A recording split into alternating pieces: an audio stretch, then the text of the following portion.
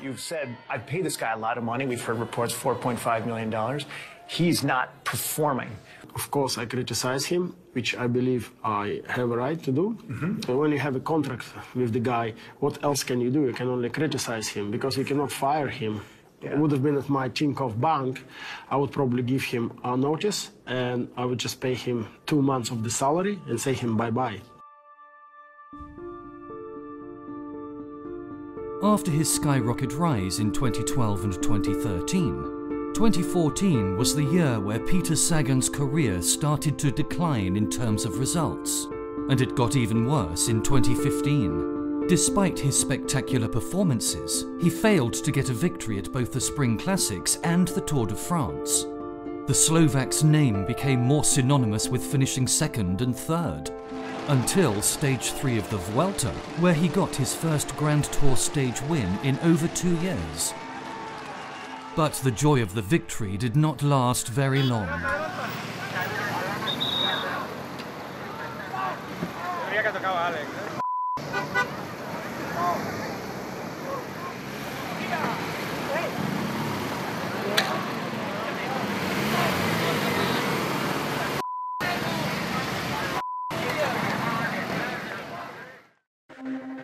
In the eyes of most cycling fans, he was the world's best cyclist, but without a rainbow jersey in his collection, that title feels somewhat incomplete. In his previous 5 participations at the World Championships, he only finished once inside the top 10. In Richmond, Sagan was eager to get that very prestigious win, a win that would change everything. On the race day, Sagan was nowhere to be seen for the long 6-hour race. But he was there, keeping a low profile, quietly watching. There had been some attacks by his rivals as the race approached the final lap, but Sagan was calm and collected, reading their moves and refining his plans. And when they came to the 23rd Street for the last time, he knew it was now or never.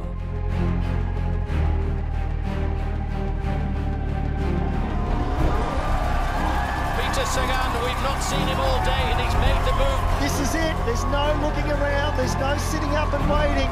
He has to go for home.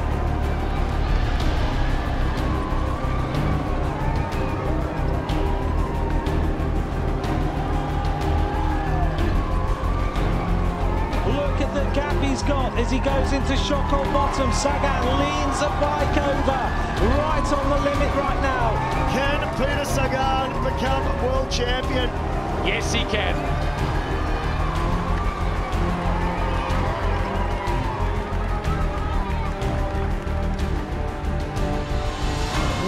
1.1 kilometres to go. This is where it starts to kick up. He's now going to set himself up for the most important climb of his life. Peter Sagan with 1 kilometre to go. Greg van Avermaet leads the chase. There are still plenty of others fighting hard for this gold medal. What has Sagan got left in the tank as he comes to... Peter Sagan puts it in the biggest gear on his bike.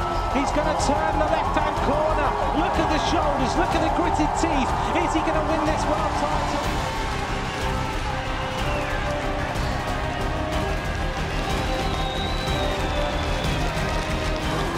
He's had some big moments in his career. This is set to be the biggest.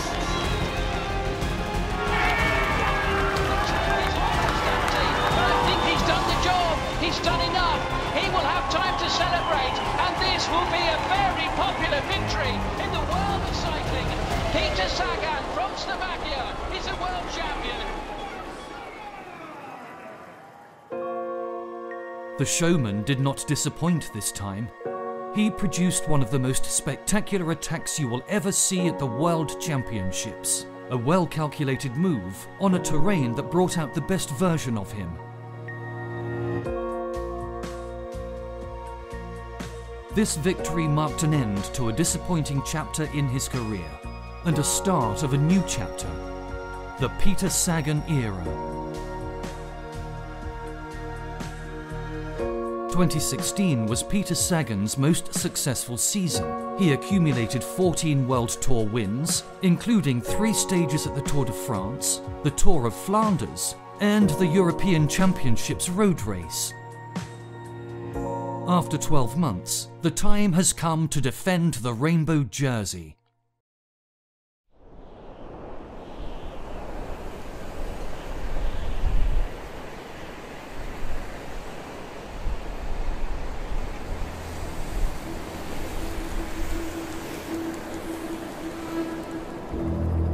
Seeing how flat this profile is, every team that went into this race were expecting an easy walk in the park until the final few kilometers. Except for the Brits and the Belgians, they knew the secrets of bike racing in the Middle East. Sometimes the key to winning a race resides in the small details, such as corners and wind directions. Details that you won't find in the race profile. This was one of those days, but the majority did not realize it until it was too late.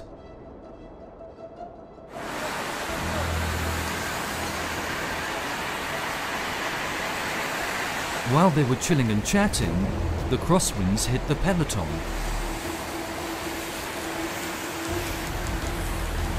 In all of a sudden, the 2 teams that studied this course overnight are at the front, ripping the race apart.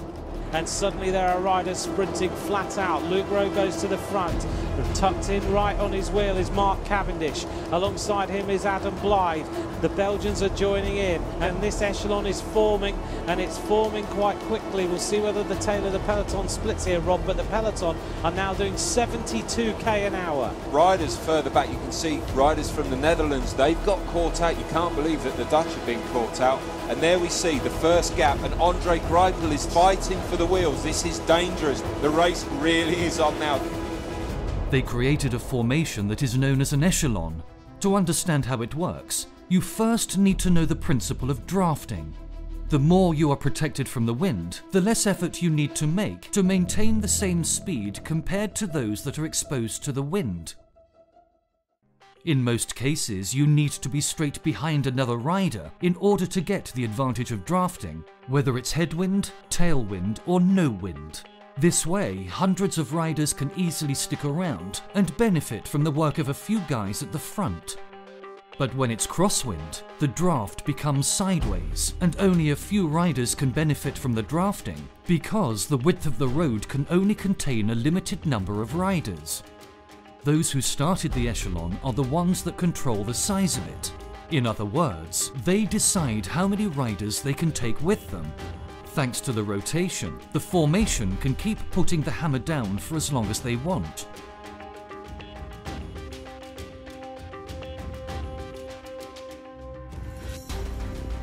This devastating echelon reached an incredible speed of 72 kilometers per hour.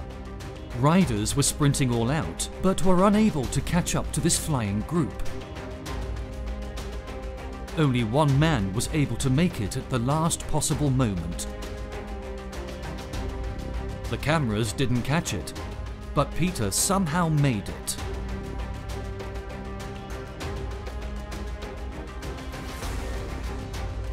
The timing of this move took everyone by surprise.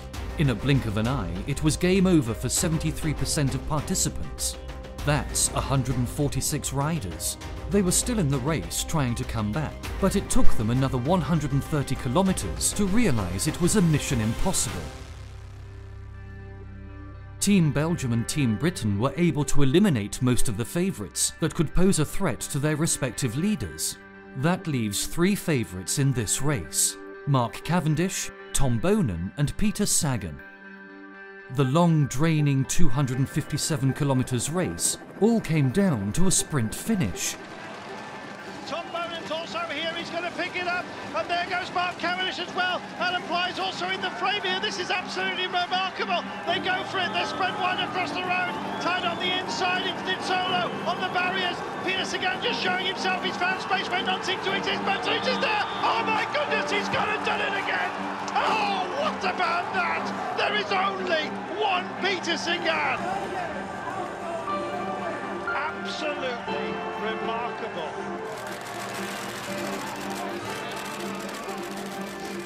Unlike other sprinters, Peter Sagan thrives in chaotic sprints. He doesn't necessarily need a lead-out man to secure a win. We often see him navigating through tight spaces and positions himself on the right wheel. Once he sees a window, he goes for it with no hesitation. This victory put him alongside 5 other riders in history who won back-to-back titles at the World Championships. There goes Sagan. On the inside, he launches his attack as he takes victory from Thibaut Pinot in second place, Roglic over the line in third, Thomas fourth place. Peter Sagan cracked that one big time.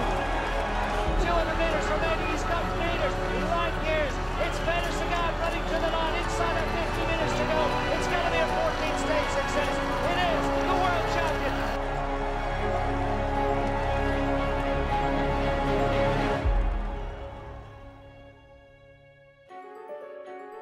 Peter Sagan arrived at the World Championships 48 hours before the race. This time he was uncertain about his form after his illness the week before. He did not touch the bike for 3 days. The fans were concerned about his condition, especially after he cancelled his recon ride. It looked as though he just came to take part and honour the race, being the defending champion.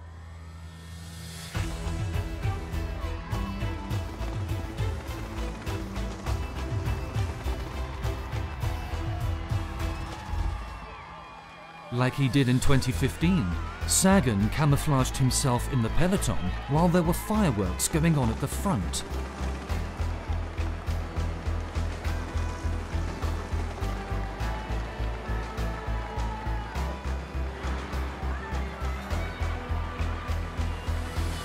With 3 kilometers to go, and as the world was watching in suspense, the live feed went down, with no images from the motorbikes or the helicopters.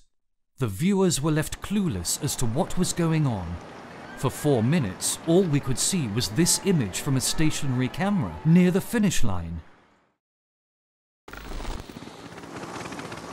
From an aerial footage of the final 3 kilometers that was released later, we get to see a great ride by Peter Sagan.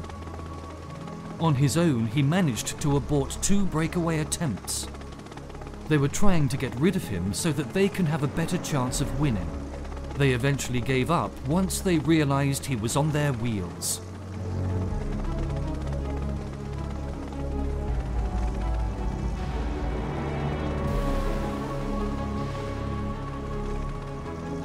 They did not expect such an individual effort from him, since everybody is on their last reserves after 6 hours of racing at the World Championships. The Slovakian was able to control the race and direct it towards a situation that suits him. A bunch sprint. Swift is right in there for Great Britain. Michael Matthews is back up towards the front of the race once again. And Alaphilipp's bid for victory may have gone. Is that Peter Sagan we can see coming up towards the front? It may well be Peter Sagan. What a sprint we're going to have here. And Sagan's there in 3rd place. He's got himself in a great position here. Matthews is up there as well. Steve Bauer in the Czech Republic. Ben Swift is on the left-hand side of the road in your picture. It's Alexander Kristoff who's going for it now. And through the middle of the road. This is going to be such an incredible finish as they cross the line neck and neck.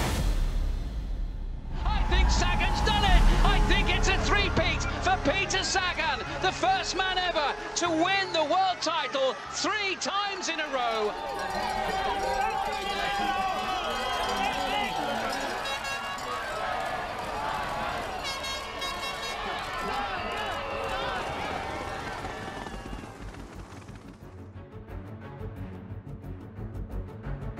Coming into the final 500 meters, and after a brief recovery, Sagan smartly repositions himself and jumps into the wheel of Alexander Kristoff, a sweet spot where he doesn't have to worry about getting boxed in behind others, nor does he have to sprint for a very long distance.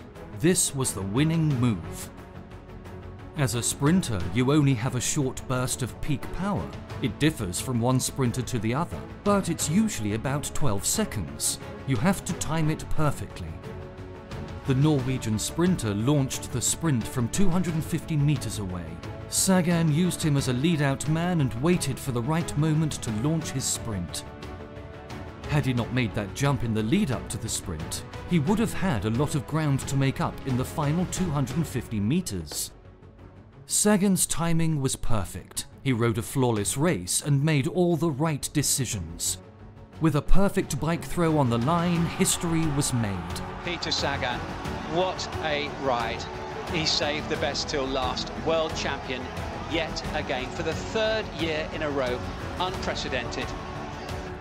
At the age of 27, Peter Sagan was already a cycling legend with his own style. He broke what was known as the Rainbow Jersey curse.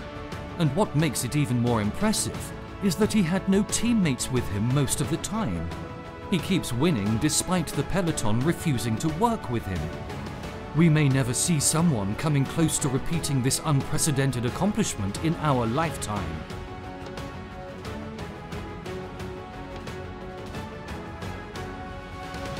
If you have some great cycling stories, feel free to share them with us in the comments section. Support the channel by liking the video and subscribing. Thanks for watching.